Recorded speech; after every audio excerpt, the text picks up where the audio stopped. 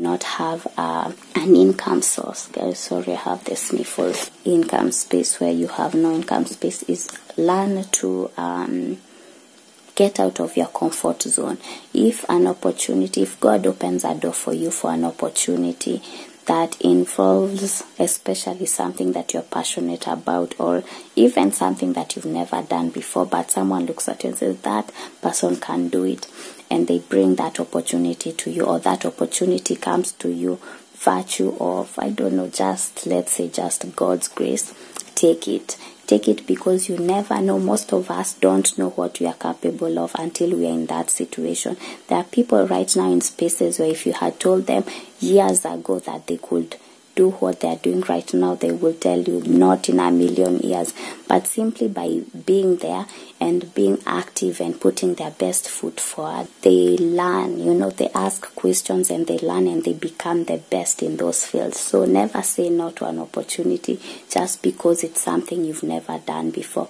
But I'm also not saying be in a space where it will end up being a stronghold, because you do know something that is challenging you and something that is steering you towards a survival type of space. Those who can, because we are speaking about not earning a stable income source. So not being in a position of earning a stable income source. Those who can, you know, this is the opportunity for you to learn a new skill. You could learn a new skill in terms of going back to school, getting an education. Is it called a technical skill? Things that you can, in-house skills basically. Anything that you can learn during this time, take advantage and learn it. And if you cannot, hopefully I pray to God that you do have access to like stuff like internet and you have a good phone for it. You can have access to skills that you can learn from home, or you can buy a book that can teach you about languages, all that stuff. When you're in this space especially, is that learn to seek God's will. Like now is the time to really seek God's will about especially your career and the direction of your life. Look at it this way. A career or a job has the potential to hold you back from the type of life God has created for you, and it also has the potential to push you forward into the type of life that God has for you. You get? So this, like when you have been put at a stop, look at it as God's gift instead of looking at it like this burden that has been laid on you. Take time to seek God's will. What does God want for you? If you have certain desires for the type of life or work you want to do, take this time and pray on it. Actively pray on it and actively send out your, what is it called? CVs, resumes, to the type of spaces that you hope God opens a door for you. This is the time to ask God if even the environment you're in, the location you're in, is the space where you're supposed to be in, because this one thing could be the thing that influences everything around you, right? There are people who have taken time to ask God, and they have had to, everything has stopped in their life, right?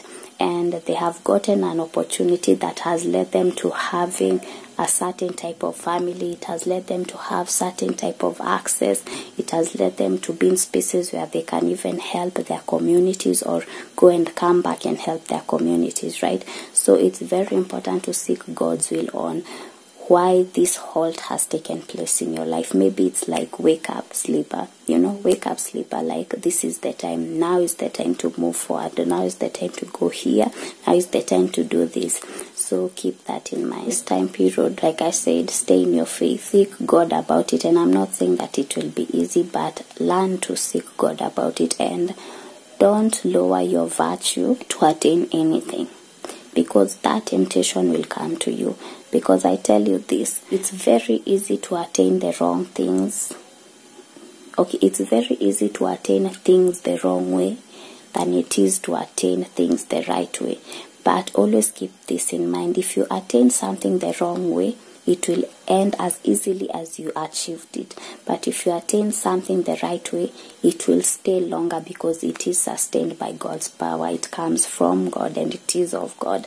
But when it comes in the wrong way, it is of a different kingdom and it cannot be sustained by that kingdom because that kingdom has nothing of its own. So stay in the word even when times get hard, because I assure you, there are times when it will be hard.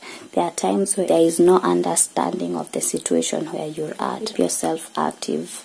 And that doesn't mean that go out of your way to be active. It could be as simple as making a schedule where you go for runs or walks at whatever time, whether in the morning works for you or whether in the evening or in the middle of the day. It could be working out in your home. It could be doing something creative that you love doing, you know. And what else? And also find spaces where you can be open about those tough times. You know, people who you trust, because you can't trust everyone, guys. People God has allowed you to trust and to open up to. And just for you to note better, it's very important for you to open up to God every time first before you open up to people, because in this phase you might open up to someone who will create a wound for you, or who will trigger a deep wound that has been healed and take you back to zero, where you have again to start healing that space. So be very careful about that, okay? So pray about who you open up to, who you confide in. But first, before you confide in anyone, confide in God, even when you feel like God does not get what you're going through, okay? Another thing is, when you read the word of God, it also helps you.